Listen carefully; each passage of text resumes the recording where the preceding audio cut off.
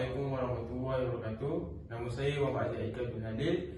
Nombor matrik saya 080944. Pada hari ini saya akan membentangkan dua contoh hukum tajwid dalam surah Al-Baqarah ayat 6 hingga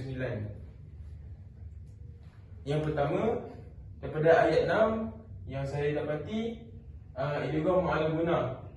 Idgham ma'al gunah ni apabila huruf nun tanwin atau nun mati ataupun tanwin bertemu dengan huruf-huruf tersebut. Huruf-huruf tersebut adalah mim, ya, nun dengan waw, yang kita boleh singkatkan, dan untuk senang hafal dan senang ingat kita boleh panggil saja menu. Dan seterusnya, contoh ayat yang saya jumpa adalah may yaqulu. Nun mati bertemu huruf ya. Kat situ kita perlu dengungkannya. Dan contoh lain, fiha man yufsidu. Nun mati bertemu dengan ya juga.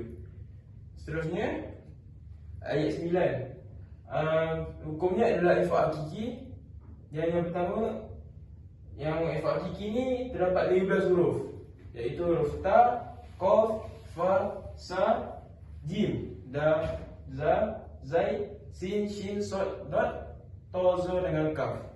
Contoh perkataannya ialah yang saya jumpa, anfusihim. Nun mati bertemu huruf fa.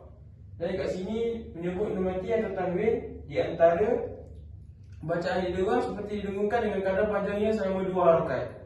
Kat sini contoh lainnya adalah wa anzartahum. Nun mati bertemu dengan huruf za. Jadi kat situ pun kita letakkan dia sebagai hakiki dan kita perlu berdengungkannya selama 2 harakat. Dan itu sahaja daripada saya untuk membentangkan 2 hukum tajwid pada hari ini. Sekian, terima kasih.